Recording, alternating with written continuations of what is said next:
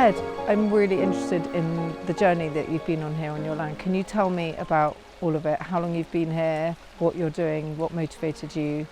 Yeah, we've been here about 5 years now, so we moved here in 2019, and through friends we met locally, we got in touch with people doing really interesting ecology work and conservation, and it became apparent really quickly that actually doing stuff with the river to reconnect it to the floodplain was going to be a really fun, interesting and the most sort of beneficial thing we could do in terms of managing the land and regenerating nature and doing a sort of rewilding, small-scale rewilding project.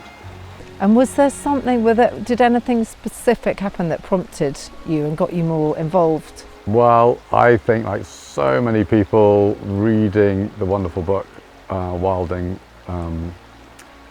by Isabella Tree was genuinely a big moment actually, which kind of suddenly gave kind of some rays of sunshine and hope, and the idea that actually if we do stand back and allow nature to rebound, amazing things can happen very quickly, and nature can recover.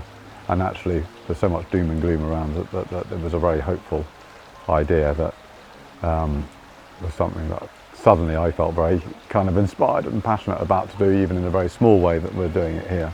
What is the thing that you've seen change that's given you the greatest happiness and excitement here? I think it's just sort of seeing how the landscape is changing and all the fauna is sort of establishing itself, and I don't think there's one specific thing, but it's just a joy seeing it sort of evolve and come to life. When did you first start seeing beavers here? How did that come about? Well, that was a very exciting discovery that happened during lockdown actually, when my son and I went out to have a look at a big poplar tree that had come down. It had actually fallen over the river. And we went out to check it out, and we discovered that something had got there before us. And it was pretty obvious that it must have been a beaver. But at that stage, no one knew at all that there were beavers in the river.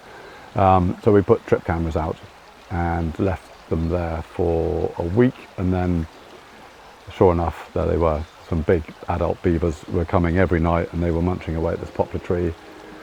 And we realised that they were coming up the river on a nightly basis, and at that stage we didn't know where they were living and where they were coming from, and it was hugely exciting, and we got slightly obsessed by putting camera traps out and recording them, and we established that there was a family because they had some youngsters. There were some smaller ones, and then not long after we found their lodge downstream.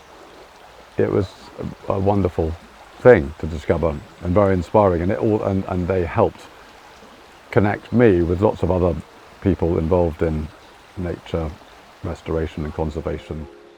So this is where we got some of the first shots of with the trip cameras of the beavers coming out here. I noticed some of these branches of this willow had been gnawed away. And then we actually put some willow branches out here and put the trip camera down. We got some great shots of them all coming out. There was an area of the bank over there where they were hanging out, and that's the first time I actually saw one sort of with the naked eye. So nice to think of them here. When you're lying in your bed, you know that there's some little guys out here being really busy. The garden, it's incredible, yeah.